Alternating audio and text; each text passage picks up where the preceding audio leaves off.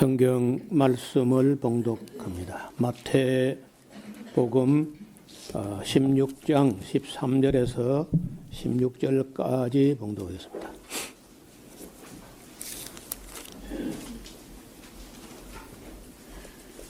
예수께서 가이사랴 빌립보 지방에 이르러 제자들에게 물어 가라사대 사람들이 인자를 누구라 하느냐 가로되 더러는 세례 요한 더러는 엘리야 어떤 이는 예레미야나 선지자 중에 하나라 하나이다. 가라사대 너희는 나를 누구라 하느냐 시몬 베드로가 대답하여 가로되 주는 그리스도시요 살아계신 하나님의 아들이시니이다. 아멘. 찬양대 준비한 찬양 올려드립니다.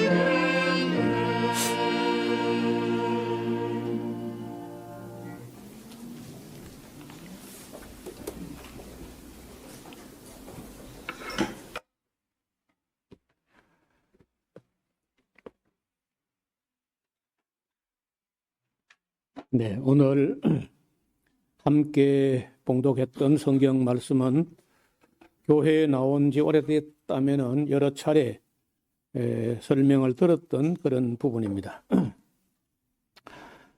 지난 시간에 잠깐 언급을 했는데 예수님께서 제자를 가르친 3년 여정 중에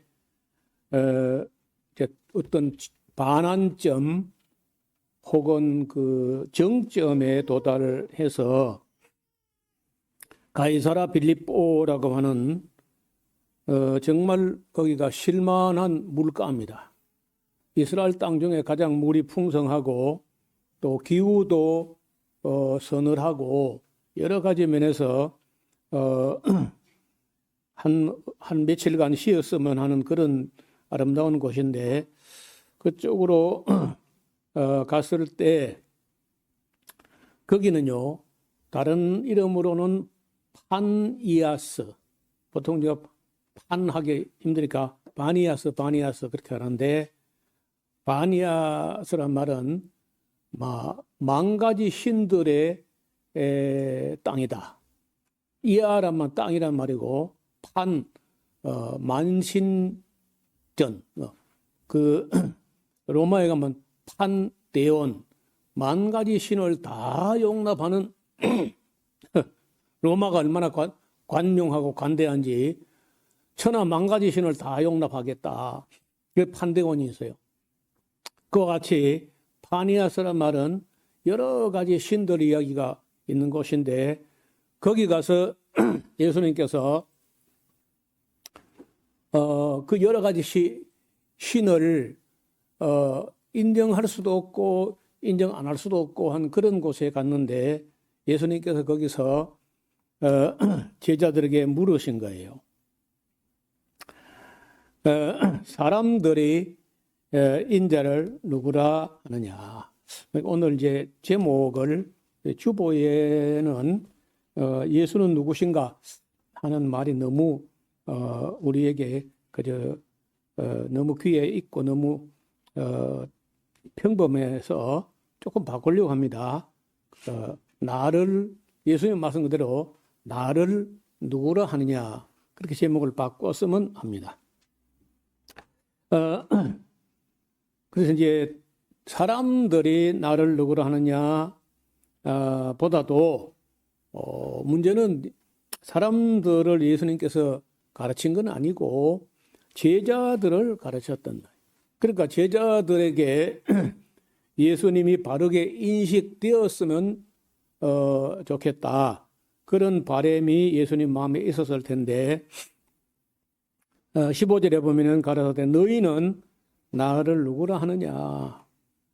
여러분 지금 현재 온 세상에는 전쟁 때문에 사람들이 다 불안해하고 그리고 미래에 대해서 두려워하고 그러고 있습니다.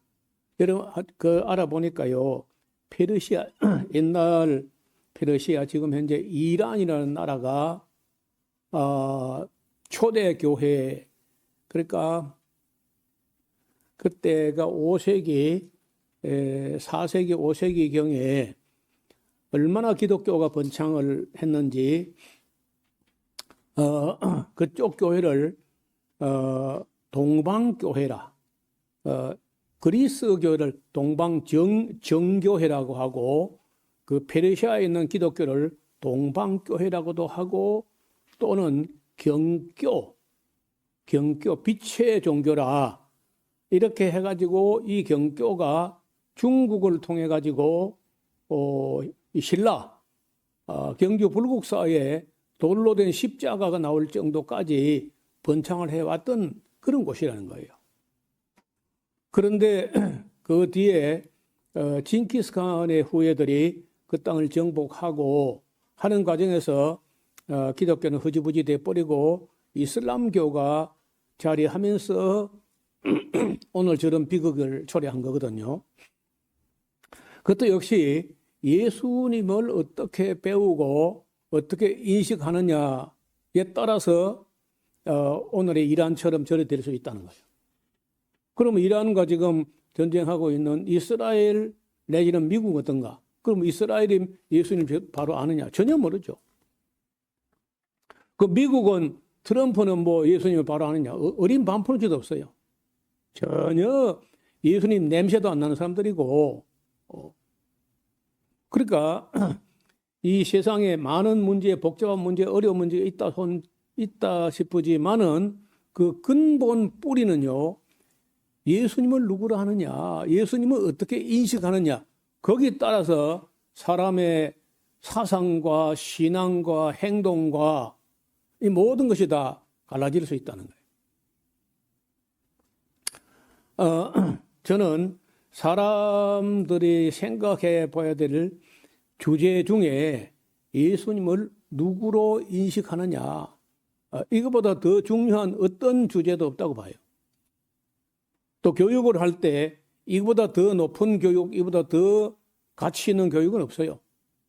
뭐 국영수가 중요한 게 아니라 예수님을 어떻게 인식하느냐 하는 것은 매우 중요합니다. 그러니까 예수님께서 3년간 제자를 가르친 후에 결론적으로 딱 하나를 물으셨는데, 뭐 사람들이 나를 누구냐, 그건 뭐 사람들이야 이러쿵저러쿵 늘 말하니까 그건 뭐 별 의미가 없고, 결과적으로 제자들이 예수님을 바르게 인식했는가 말았는가, 이거는 예수님께도 매우 마음을 기울이셨던 질문 같은데, 그때 시몬 베드로가 대답하여 가로되, 주는 이게 그리스도시오라고 이제 헬라어로 말을 했는데, 히브리어로 혹은 아람어로 베드로가 대답했을 거거든요. 물을 때도 헬라어로 물은 게 아니고 대답도 헬라어로 한 게 아니라 베드로가 아람어나 히브리어로 대답했을 텐데, 그렇다면 메시아라는 거예요. 주는 메시아시요 살아계신 하나님의 아들이시니다. 메시아이고 하나님의 아들이십니다. 이렇게 이제 대답을 했던 거예요. 물론 이 말은 틀린 말은 아니지만은 이게 다가 아니라는 거예요. 오늘 우리가 시간이 되는 데까지 이 구약 시대부터 오늘 이 시간까지 사람들이 온 세상에서 예수님을 어떻게 인식하고 있는가? 또 성경에서는 구약이나 신약 성경 66권 안에서 예수님을 어떻게 인식하고 있었는가? 이런 걸 조금 시간 되는 데까지 말씀을 드리려고 합니다. 좀 앞을 좀 보시면은요, 일단 제자들은 예수님과 지금 3년을 꼬박 거의 같이 지냈고, 지금 이 시점, 다시 말하면은 예수님께서 가이사랴 빌립보에 갔을 때 겨울에 갔을 것 같지는 않아요.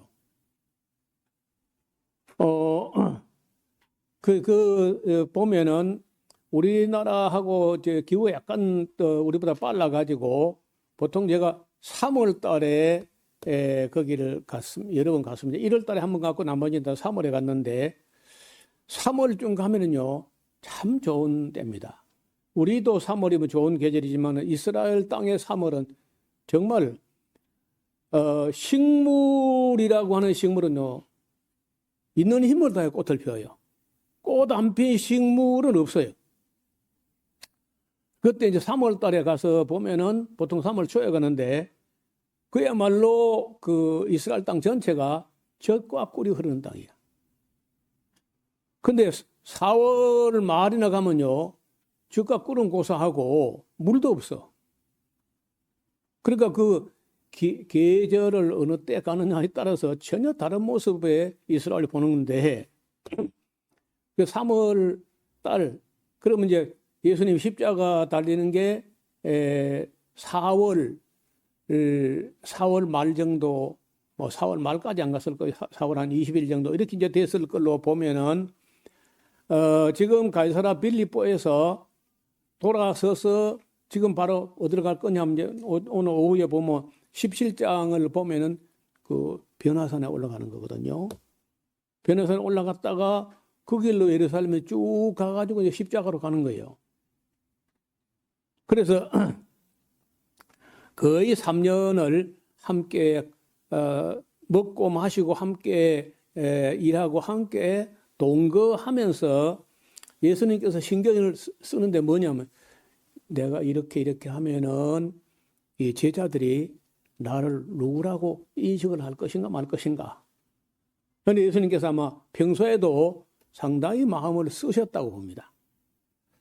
또 제자들은 많은 이적들을 보면서 자주 놀래고 자주 충격받고 이렇게 왔다는 거예요. 그리고 볼 때마다 때때로 이분이 누구시기에 귀신들이 나가지? 아니 이분이 누구시기에 바람과 바다도 순종하는 거? 하고 번번이 문득문득 이분이 누구시기에라는 그런 인식들이 일어나요. 복음서 자세히 읽어보면요. 여러 번 그러면 이분이 누구시기에 바람과 바다도 순종하는 거 이런 말이 나온다고요. 또 당시 세간에는 말이 많았다는 거예요. 혹자는 큰 선지자가 우리 중에 나타났다. 예수님이 또 이제 감성도 풍부하고 때로는 눈물도 흘리고 하니까 예레미야 비슷하다 한다든지 능력이 나타나니까 엘리야 오리라고 하는 그 엘리야 아닌가? 뭐 이렇게 하고 헤롯 왕 같은 사람은요 죄를 짓고 양심에 찔리니까 세리온이 뒤설한 거 아닌가? 네, 이렇게도 하고 또 예수님은요 가끔 너희는 아래서 낳고 나는 위에서 낳았다 이제 이런 말씀을 해요. 그 제자들이 왜 자꾸 위에서 낳았다 하느냐? 우리가 그 부모도 알고 그 여동생 우리하고 같이 있지 않느냐? 왜 자꾸 위에서 왔다 하느냐?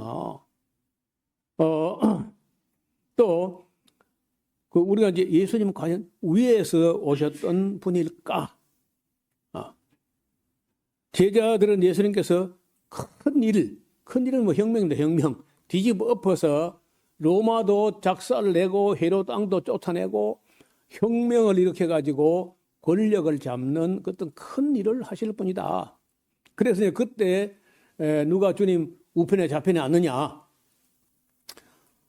지금 이제 가이사랴 빌립보에서 딱 돌아서서 예루살렘을 바라보면 일로 십자가를 향해 갈 텐데, 근데 서로 이제 결정적으로 이제 얼마 안 남았으니까 누가 주의 우편에 잡히지 않느냐? 그리고 신경전을 벌이고 했다니까요. 나중에 알았을 때는 가슴을 쓸어내지 않았을까? 주의 우편에 잡히네 강도의 강도. 근데 그거 안겠다고 지금 서로 이제 그 말 없이 다툼이 있었다니까요. 제자들은 예수님께서 실패한다는 건요 상상도 할 수 없는 일이에요. 그 능력을 받잖아요. 3년씩이나. 능치 못한 일이 없는 거예요. 죽은 자가 살렸으니까. 그러니까 예수님께서 뭘 하면은 절대 실패 그런 거 없다. 13번에 당국자, 아르콘테스라고 하는 당시에 당국자들은 당시 이제 대제사장들, 서기관 율법학자들 이런 사람이 소위 당국자들인데 당국자라는 말은 이제 우리말로 의역이고 아르콘테스라는 말은요 첫째, 둘째가는 높은 사람들. 아르케가 제일 높은 그런 건데 아르콘테스는 복수인데 이 사람들은 그 두 번이나 나옵니다. 요한복음에 7장 26절, 7장 46절에 당국자들은 뭘 하는 거야? 당국자들은 예수가 그리스도라고 믿는 것인가? 뭐 이렇게 이제 당국자들 눈치를 보면서 우리야 무식하니까 잘 모르지만은 당국자들은 지금 예수를 메시아로 보는 거야 마는 거야 막 이렇게 눈치를 본다는 거야. 그렇다면 이제 우리가 실제로 예수님은 누구셨을까 하는데 부분적으로는 뭐 우리가 다 전화 여러 번이나 부분적으로는 뭐 이런 저는 많이 알죠. 그런데 모르는 것도 문제지만요. 알아도 부분적으로 알거나 잘못 알 때 이게 문제라는 거예요. 그 다음에 또 성경에서는 예수님을 뭐라고 할까? 요한복음 5장 39절에 예수님이 이런 말씀을 했어요. 너희가 성경에서 영생 얻는 줄 알고 이 성경을 상고하거니와 이 성경이 내게 대하여 증거하는 것이로다. 그래서요. 당시에 이스라엘 사람들 중에 유대인들 중에 성경을 볼 때 그 성경 보는 목적이 영생 얻는 길을 찾으려고 성경을 봤을까? 몇 사람은 그런 것 같아요. 뭐 예를 들어서 율법학자가 한 번은 예수님 찾아왔어요. 선한 선생님이여 내가 무슨 선한 일을 해야 영원한 생명을 얻겠습니까? 그 사람은 확실히 성경 공부를 영원한 생명을 얻기 위해서 본 건 맞는 것 같습니다. 니고데모가 그걸 물어보려고 예수님과 독대하기 위해서 밤에 찾아왔던 것 같은데 시간이 너무 갔기 때문에 예수님께서 능률적으로 거듭나지 않으면 하나님 나라를 볼 수 없다 이렇게 하시는 거예요. 그런데 여러분 성경을 보는 예수님께서 볼 때 성경을 보는 목적은 그 여러 가지 목적이 있겠지만은 가장 중요하고 대표적인 것은요 영생을 얻는 거예요. 또 하나님이 세상을 이처럼 사랑하사 독생자를 주신 목적이 뭐냐?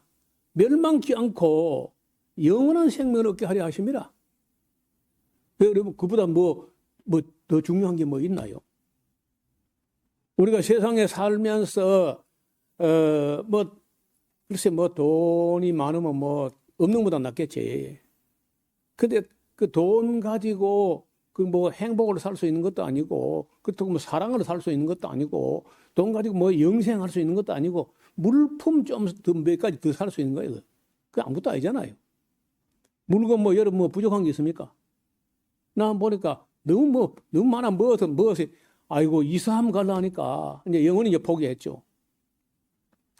얼마나 많은지. 아이고 여러분 호텔에 가면 왜 기분 좋은 거요?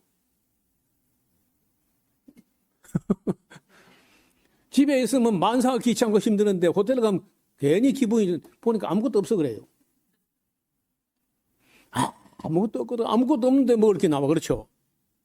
그렇게 기분 좋은 거지. 뭐. 집에 오면 뭐 이거 돌보고 저거 챙기고 뭐 신경 쓸 게 너무 많아. 저는 또 이제 옛날에 없이 살고 가난하게 살고 어렵게 살고 이러다 보니까 다 됐는데도 못 내버려.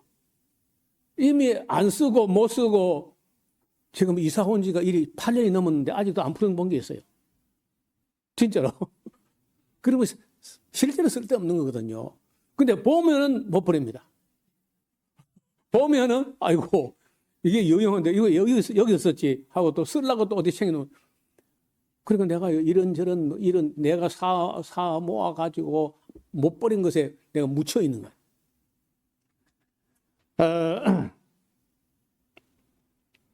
아무것도 아니야.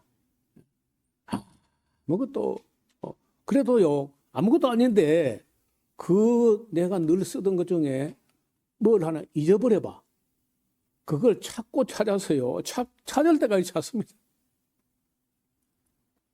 그래서 우리나라에 법정이라고 하는 스님이 있었는데 요한은 소책자를 썼어요. 단행본 문구판으로 무소유. 그 사람들은 그걸 보고 막 감동받았던 건데 제가 볼 때는요 굉장히 교만하고 그리고 못된 사람이라. 무소유면 먹다 내야 되죠. 그 누가 다 큰 스님이라고 먹을 거 챙겨주고 잠자리 다 챙겨주고 하니까 무소유지 그게. 아무도 안 챙겨주면 얼어 죽을 텐데 바로 굶어 죽구나. 그게 얼마나 악한 거예요. 그 내가 볼 때 그 읽어보고 굉장히 기분 나쁘더라고요. 그리고 어디 길을 가다가 뭐가 막 생각이 난 거야. 그 생각이 뭐냐면요. 난초를, 귀한 난초를 선물 받았는데, 그걸 놔두고 왔어. 그렇다고 멀리 여행 가면서 그걸 안고 다닐 수도 없고. 그러나 또 하는데, 그걸 내가 올 때까지 물을 안 주면 이게 난초가 말라 비틀어질 텐데, 아주 신경이 탁 써가지고 이제, 너무 신경을 쓰다 보니까 이제, 이런 것도 불교가 말하는 그 집념, 집착이로다. 그래서 무소유가 자유하다 그러는데 누가 다 챙겨주는 사람이 있으니까 무소유지. 자, 일단요, 우리가 사실은 돈 가지고 살 수 있는 몇 가지가 있지만은 다 그거 없으면 안 되는 거 그거 많지 않아요. 얼마 안 돼. 몇 가지 안 돼. 그래서 우리가 제자들 하는 거 한번 봐요. 일단은 지난 3년 동안 제자들이 예수님 곁에서 무엇을 어떻게 봤느냐. 첫째, 일단 맨 먼저요. 산상보훈을 들으면서 충격을 받았어요. 서기관들과 바리새인들이나 율법학자하고 달라. 권세 있는 자 같아. 예수님 말씀이 전혀 다른 거예요. 그리고 이제 마태복음 5장 7장에서 그걸 다 산상보훈을 듣고 내려오자 바로 나환 자에게 손을 얹어서 내가 원하는 이 깨끗함을 받으라. 놀랐겠죠? 교훈을 듣고 놀라고 그 교훈의 능력이 나환 자에게 손을 대시며 내가 원하는 이 깨끗함을 받으라. 놀랐다는 거예요. 백부장의 하신이 아니고 신하의 병을 원격으로 치유했어요. 놀랐죠. 베드로의 장모의 열병을 즉석에서 고쳤어요. 그것도 놀랐습니다.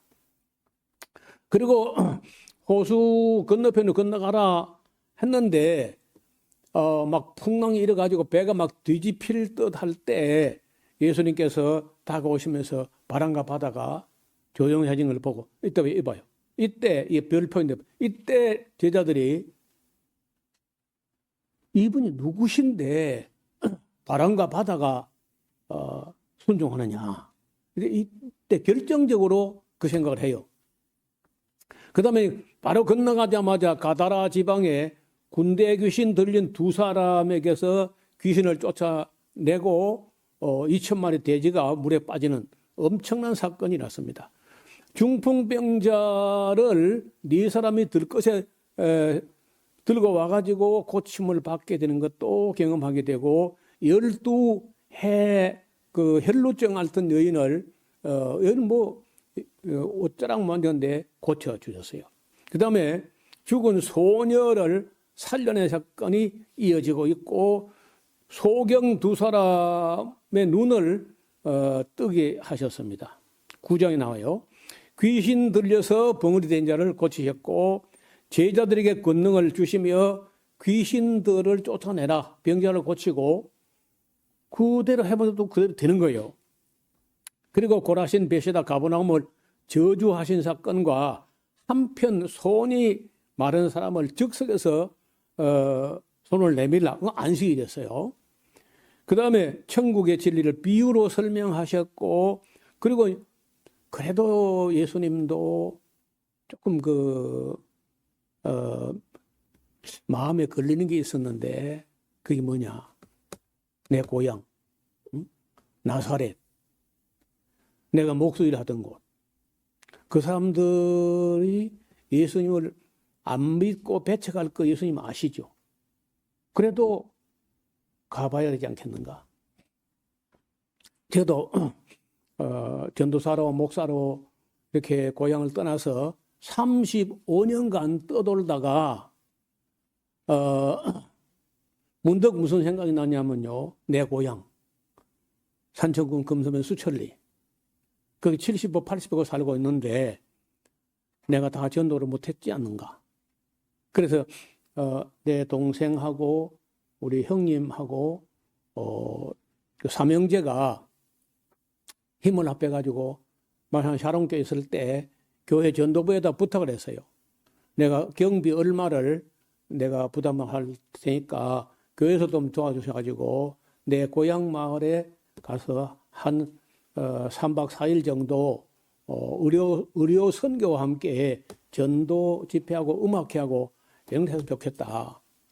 그때가 뭐 그 예산이 1,500만 원인가 들었어요.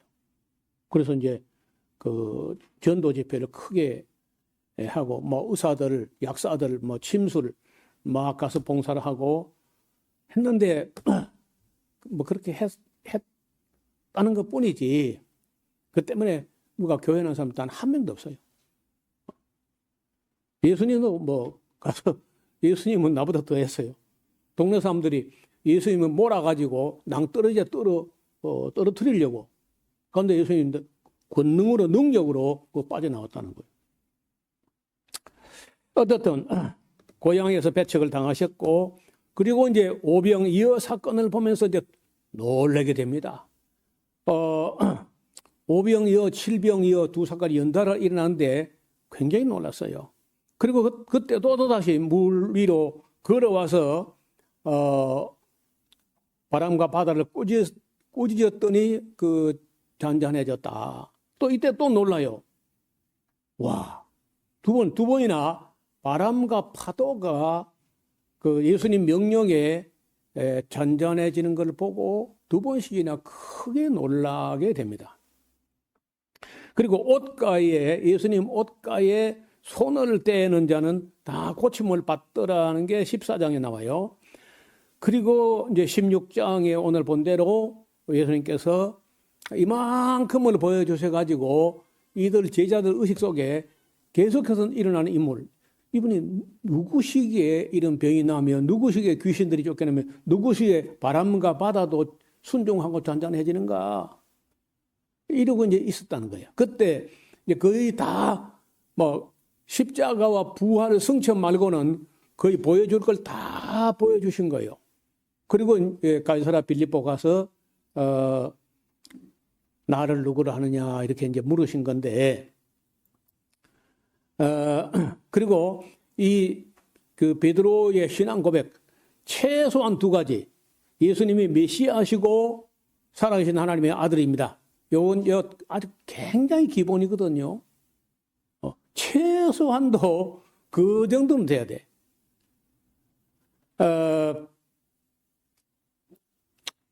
그래도 제자들이 뭐 베드로가 대답을 했을 때 예수님께서 너 공부 잘했다.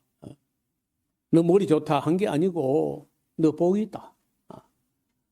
이런 답을 너에게 알게 하신 건 내 아버지의 성령이 내게 알게 한 거야. 그래도 이제 베드로 입에서 나왔던 것 뿐이지 베드로가 실제로 그런 인식, 예수님 메시아고 살아계신 하나님의 아들이다는 어떤 신앙까지 심어졌는지는요, 의문의 여지가 남아 있어요. 그래서 이걸 확실하게, 이번에 아주 2차판에 확실하게 보여줘야 되겠다. 왜냐하면 그렇게 고백을 해놓고도 제자들이 예수님의 외모를 보면 외모가 어째 참 이런 생각을 자꾸 해요. 그래서 안 되겠다 해가지고 오는 길에 가이사랴 빌립보에서 예루살렘 보고 딱 가는 길목에 다볼산이라는 산이 있는데 그 산을 우리가 보통 변화산이라 그래요.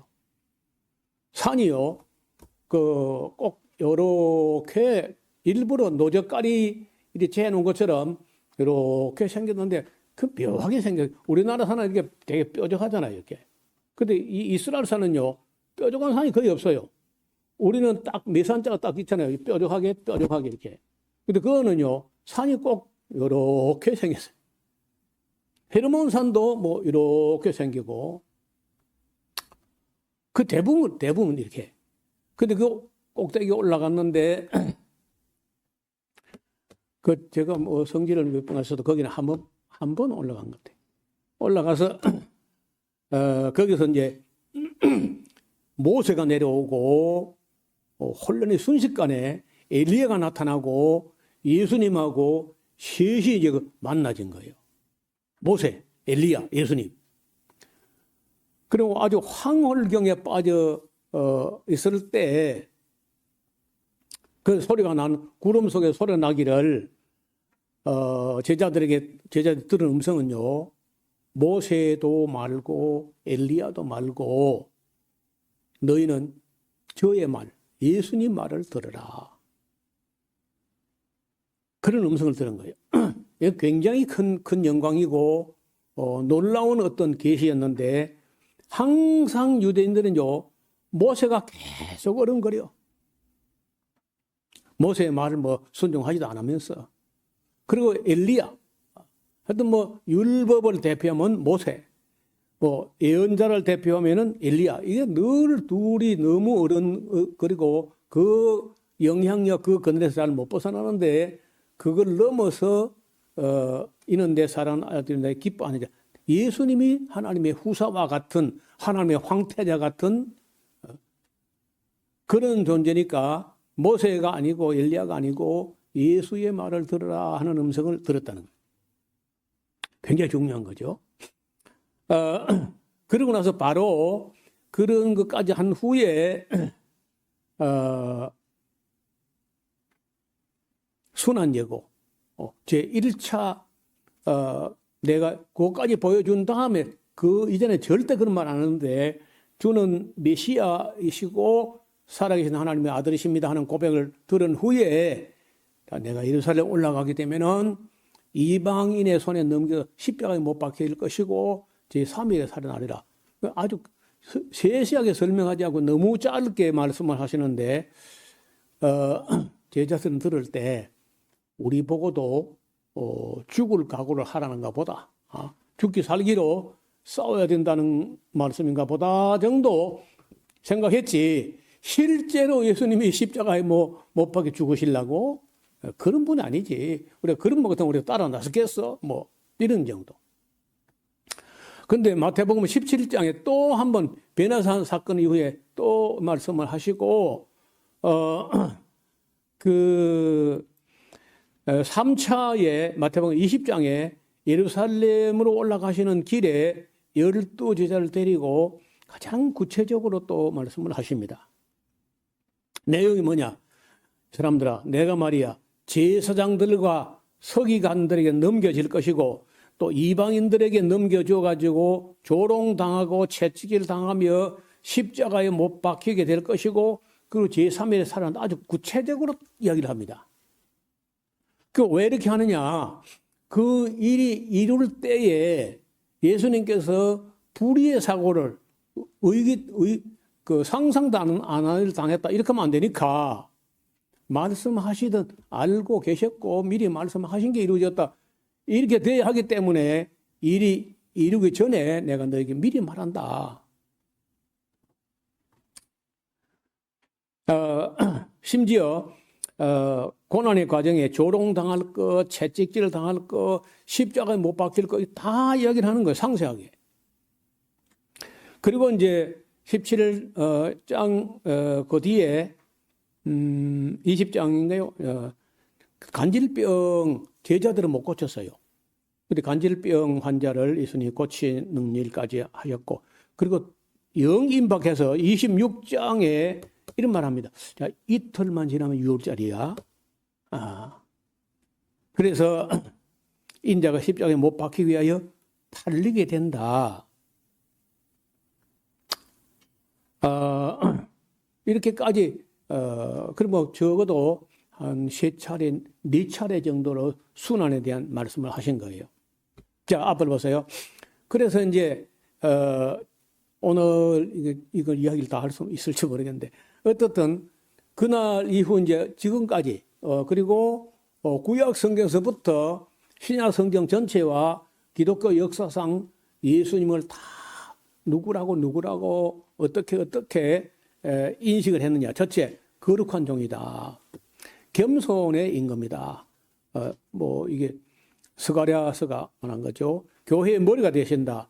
교회의 신랑이시다. 구도자의 길이시다. 구세주시다. 구원의 뿌리시다. 그루터기시다. 그리스도이고 기묘자, 기업 물을 친척, 다윗의 자손, 우리의 도피성, 독생자, 독생하신 하나님, 두 번째 아담, 만병의 의사, 만복의 근원, 만세의 반석, 만왕의 왕, 만유의 주제, 만주의 주, 맏아들, 메시아, 모퉁이의 머릿돌, 목수요 건축자, 믿음의 주, 밭의 감추인 보화, 보혜사, 부활의 첫 열매, 부활이요 생명이다. 새벽별이다. 생명의 떡이다. 생명의 말씀이다. 생명의 샘물이다. 생명의 양식이고 생명의 주가 되신다. 샤론의 장미꽃이다. 선생님이시고 선지자시고 선한 목자시고 설교자, 섬기시는 임금, 성경의 주인공, 성도들의 변호인, 성자, 세리와 죄인의 친구, 세상의 빛, 속량하시는 자, 속죄를 위한 제물, 순. 신랑 되시는 분, 심판주, 아브라함의 자손, 안식을 주시는 분, 안식일의 주인, 어린 양, 언약의 사자, 여인의 후손. 이게 다가 아니에요. 여호와의 종, 열방의 빛, 영원한 대제사장, 영원한 도피성, 영원한 반석, 영원한 처소, 영원한 친구, 영존의 아버지, 예배하는 성전, 예언자, 우리의 대장, 우리의 모사, 우리의 샬롬, 위로자, 유대인의 왕, 율법의 완성자, 의의 예복, 인도자, 임금들의 머리, 재판장 되신다. 전능하신 하나님이다. 혹은 전도자, 좋은 소식이다. 중보자 되신다.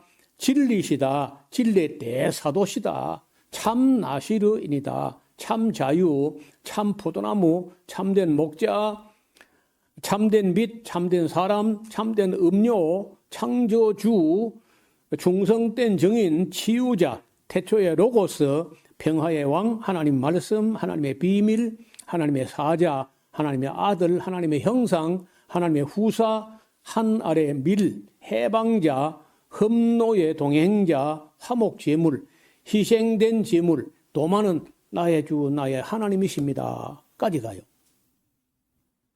그러니까 여러분 한 인물, 세상에 아무리 유명한 사람에게라도 그 한 사람에게 돌려지는 대명사가 이렇게까지 많은 분은 없는 것 같아요. 뭐 이게 다가 아니고 제가 오래전에 챙겨가지고 그들은 뭐 페이스북에도 올리고 여러 번 공개한 적도 있는데 예수님을 향한 대명사는 이외에도 아마 더 있을 거예요. 여러분 한번 찾아봐요. 많은 이름들은 누구 한두 사람에게 의해서 그렇게 불려진 것이 아니라 수천 년, 적어도 모세 이후로부터 해가지고 지금까지 하면 약 3천 몇백 년 되는데 그 3천 몇백 년 동안에 예수님을 향하여 돌려진 그런 대명사가 원래 이름은 예수예요. 나머지는 다 대명사입니다. 이러한 대명사들은 이 세상 누구에게도 이렇게 많은 그리고 이렇게 영광스러운 대명사가 돌려진 사례는 없었을 것이고 앞으로도 아마 없을 겁니다. 그래서 저는 정말 우리가 베드로 사도가 말한 대로 예수를 알기에 게으르지 않고 우리 주 예수를 아는 지식에서 자라가라. 예수님을 어떻게 인식한 만큼 사람의 삶은 달라진다는 거예요. 근데 이걸 우리 기독교가 주일 낮에 뭐 형식적으로 잠깐 예배 드리고 끝나는 그런 식의 서양 기독교 가지고는 그 예수님 바로 심어질 수가 없어요. 성경도 뭐 66권 다 보는 것도 아니고 그저 뭐 로마서 어쩌고 뭐 갈라디아서 복음서 일부 뭐 이런 식으로 보는 기독교. 그러니까 그 페르시아 옛날에 그 지금 현재 이란 땅이 그 동방 기독교의 본산 같이 된 나라도 변해버린 거예요. 미국이 뭐 청교도 나라고 했지만요. 그 깡패 나라, 깡패 나라. 그 변해버린 거예요. 영국도 무신론자의 나라가 돼버렸어요. 진화론자 나라.